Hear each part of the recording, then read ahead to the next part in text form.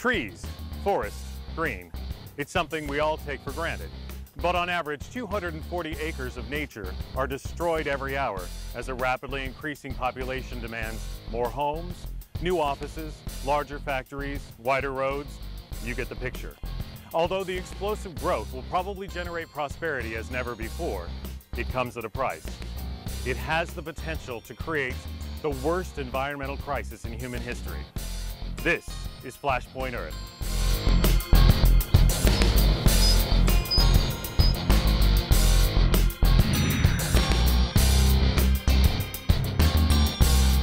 Hello, I'm Ken Magos. According to some estimates, an additional 3 billion people will call our planet home in only the next 50 years. That's an increase of 40% from today. That's a lot of people to accommodate, and a lot of problems in the making. How much do you know about the challenges facing the environment? The experts at Seton Hall University tell us there are 10 top issues that everyone should know about, but few people do. How aware are you?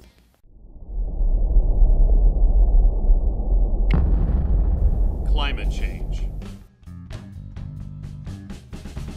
Of all the issues facing the environment, climate change is the one that people seem to talk about the most. I do believe that global warming will have a major, or is having a major impact on what's going to happen to mankind in the future.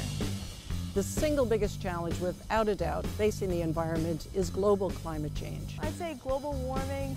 Climate change, global warming. Climate change is something that's already with us. We've already seen the devastating effects that it's had in other countries as well as right here. It's no surprise that climate change has got people talking. The impact is potentially dramatic. According to the EPA, because of global warming, average sea levels worldwide are projected to rise up to 2 feet by the end of this century.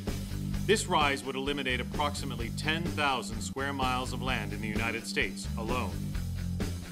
To make matters worse, you and I are to blame, though half of us don't believe that. Less than 50% of Americans are supporting the idea that humans are causing these climate changes. And to students of the environment at Seton Hall University, that just doesn't add up, especially when you consider the following. Between 80 to 90% is caused by humans releasing carbon emissions. Less than 10% of global warming is caused from the sun's heat and energy. I think statistics really open people's eyes. When you hear the numbers, it's concrete evidence that things are happening. According to Seton Hall professor Dr. Judith Stark, we can't wait to take action. 10 to 15 years, that's about the window that we have in order to really begin to reduce greenhouse gases in the environment. It's a serious situation, the first of 10 we're talking about on this show.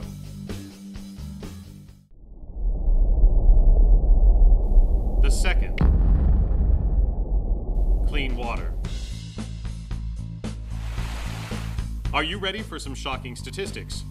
According to waterproject.org, nearly 1 billion people don't have safe water to drink, and 1 in 5 children who die before age 5 worldwide die of a water-related illness. A great deal needs to be done. A great deal. That's because the issues involving water quality are wide-ranging. When farming goes wrong, pesticides and insecticides turn water into poison. And when landfills go wrong, waste and garbage get into the water supply. But no matter how the water gets contaminated, the health risks are enormous. According to the World Health Organization, about 2 million people die every year due to diseases transmitted through bad water. On to our next challenge, clean air.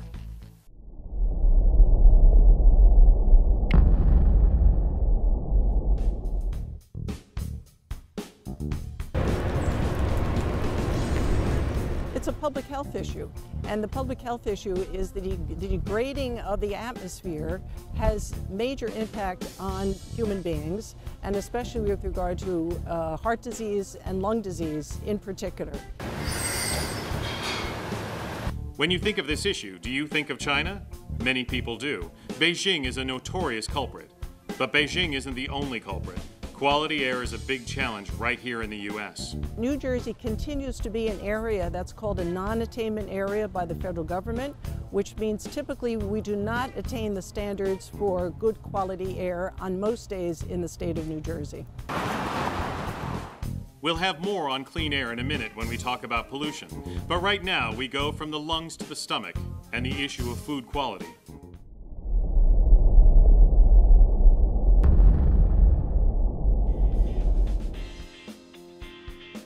People are now worried about, like produce and stuff, not getting enough vitamins in their food. So just knowing where your food comes from and building that type of relationship, it gives you a sense of comfort. You should always know where your food comes from. More than 200 known diseases are transmitted through food. The most common, food poisoning, is really a catchphrase for a number of ills. Victims often vomit or feel like they have the flu. Other diseases are more threatening. Listeria can trigger a miscarriage in pregnant women. And mad cow is fatal. Wow, I didn't know that. As the world gets smaller, your risk for getting sick gets bigger. According to the American Society for Microbiology, the trend toward importing food from developing countries opens up Western nations to these risks. And here's a scary statistic. The research team says the FDA only inspects 1% of over 9 million batches of imports every year, a fact that few people realize. I guess it shouldn't be surprising that people don't understand these. These are difficult topics. Fortunately, the experts at Seton Hall have a plan. That's coming up. But first, there are more issues to explore.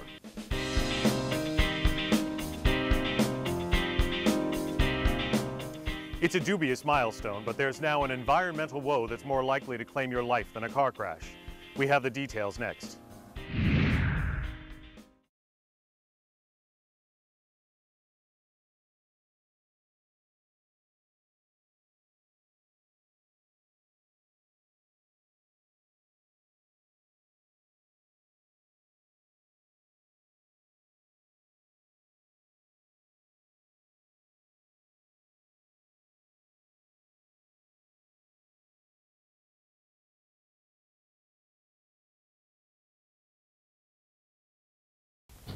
Welcome back to Flashpoint Earth. I'm Ken Magos. We're looking at the 10 top issues facing the environment as compiled by Seton Hall University. Up next, pollution. When you think of pollution, you probably think of garbage floating in water or maybe even the BP Gulf spill. But truth to tell, the most dangerous type of pollution is pollution you can't even see.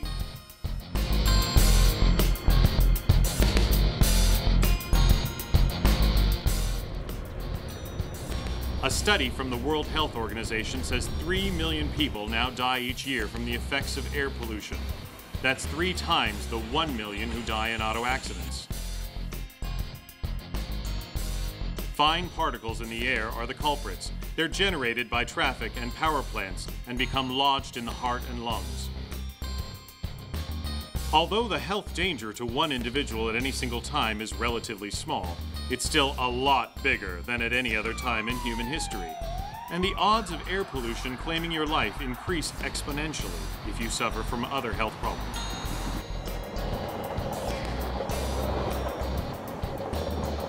The public health burden derived from this ubiquitous risk is enormous, say the researchers. Another issue which poses enormous risk is reckless mining. Even the greenest of the green will concede that mining makes our lives better. From the copper used in pipes to the rare earths inside batteries, a lot of good comes from mining, but a lot of bad does too.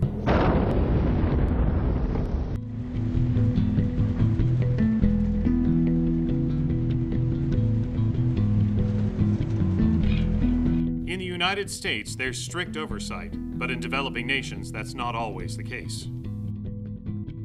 And the need for employment often trumps everything, including the damage done by extracting minerals quickly and at a low cost.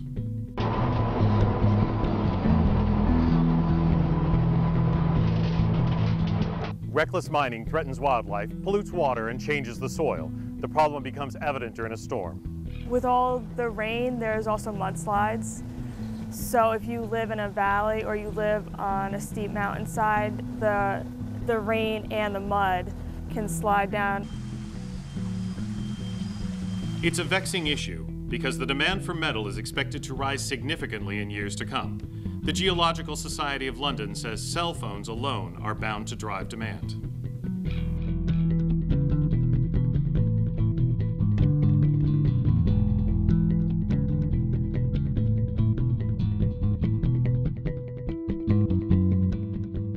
In fact, the demand for industrial metals is expected to jump 50% by the end of this decade, as more people in Brazil, Russia, India, and China, the so-called BRIC nations, buy cell phones, as well as other devices that have become necessities of middle-class life.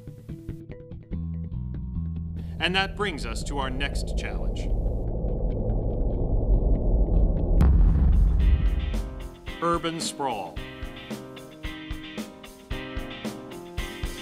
First, the good news. Massive amounts of people in the developing world are emerging from poverty and joining the middle class.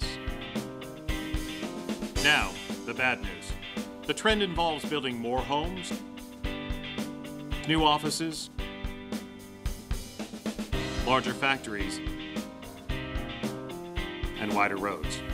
Seton Hall exchange student Luann Machado hails from Brazil, and she's keenly aware of the problem. I think in Brazil, we see more the value of the nature, but the problem in Brazil, I can give you an example. You cannot see trees anymore, you cannot see rivers. I think people just needed to look around and look for the beauty of the nature. Of course, urban sprawl isn't isolated to Brazil. The issue confronts nations around the world, leading to traffic congestion and, as a result, air pollution, something we talked about earlier. But it also reduces wetlands and threatens wildlife.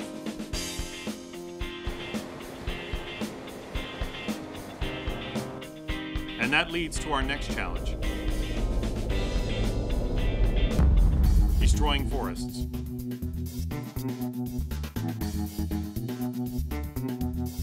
As you may have figured out by now, a lot of these topics are intertwined. Oh, indeed they are. Environmental issues are connected all down the line. I'm always surprised at how little they understand what I would consider the interdependencies. And so what I try to emphasize in the courses that I teach are to understand and appreciate some of these interdependencies. And in this example, urban sprawl is presenting a serious threat to our forests.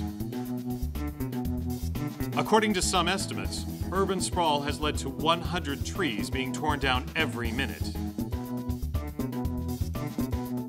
Fewer trees lead to larger amounts of greenhouse gases in the atmosphere. Trees play a crucial role in absorbing the gases in the fight against global warming. These changes will have a vast effect on our way of life in the near and distant future.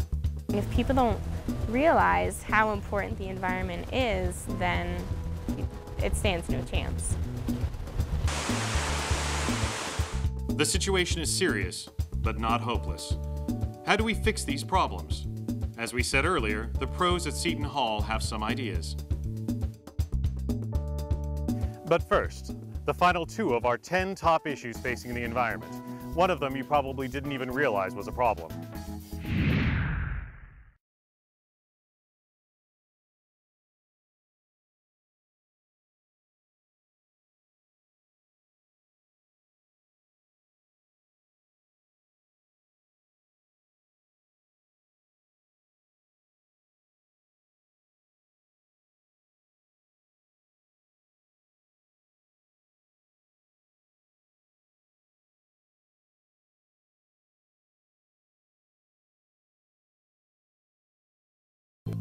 Welcome back to Flaspoint Earth, a look at the 10 top issues facing the environment as compiled by Seton Hall University.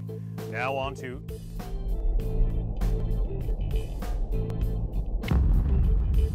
sustainability. It's a catchword that you hear all the time. But what does sustainability mean? According to the EPA, sustainability is development that meets the needs of the present without compromising the ability of future generations to meet their own needs. You hear so much about sustainability, you'd think everyone is going green, but that's not the case. According to National Geographic, people in Germany, Spain, Sweden, France, and South Korea are all doing less today than they were just 3 years ago. And that negative trend has Seton Hall student Victoria DeBold worried. One of my biggest concerns with global warming is what does it leave us for the future and for our children. Her concerns may be well-founded. A 2009 poll from Pew Research ranked the top concerns among American voters. The environment came in at number 6. Not at the bottom of the list, but not at the top either. And that leads to our last challenge.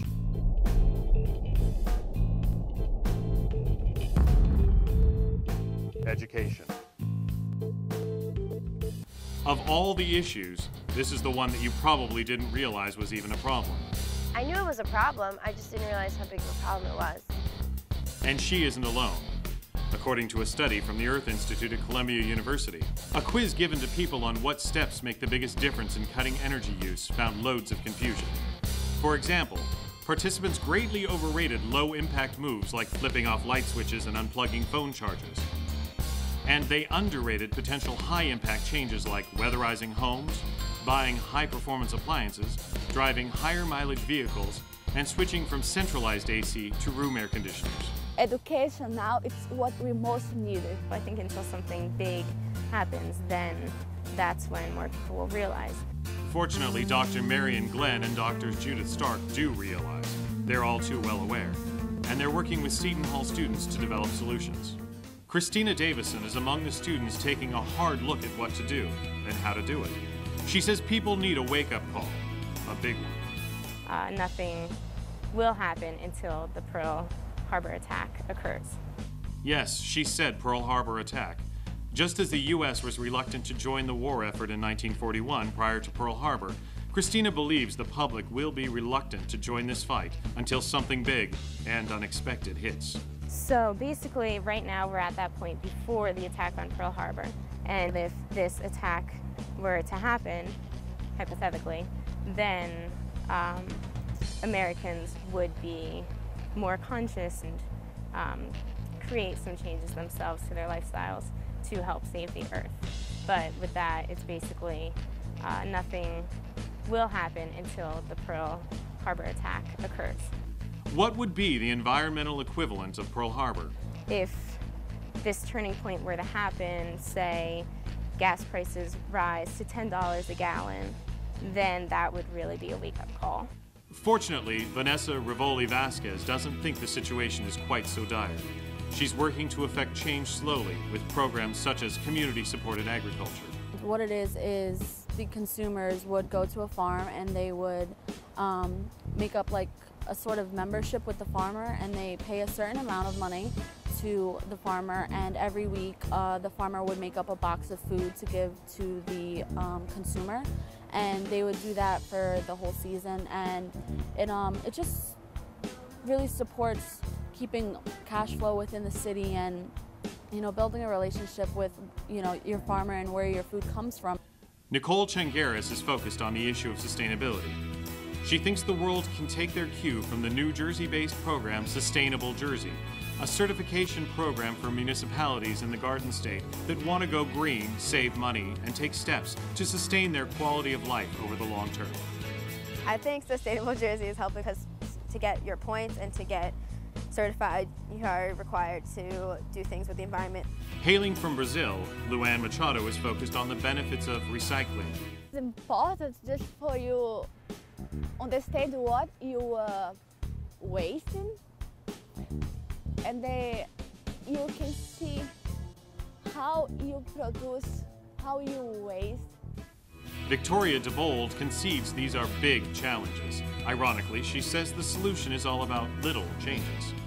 One person can look at their daily routine and see what means of energy they're using, if they're wasting any energy, or if they're using their car for transportation, maybe use an alternative form of transportation like maybe walking or riding their bike.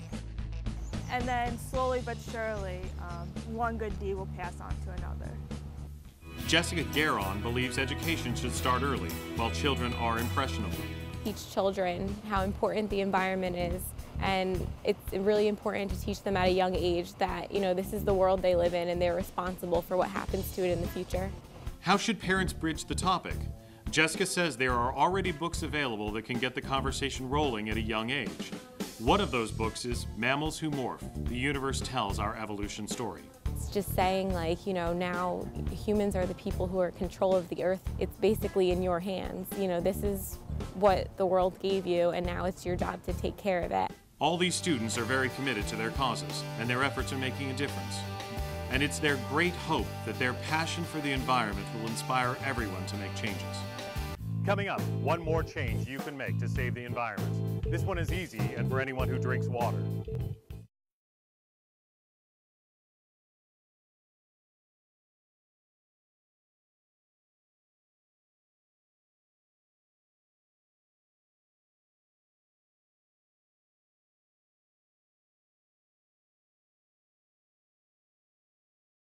We're almost out of time, but before we go, we want to leave you with one more way you can change the environment.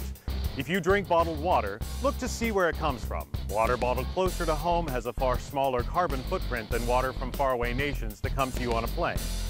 Thank you for watching Flashpoint Earth. I'm Ken Magos.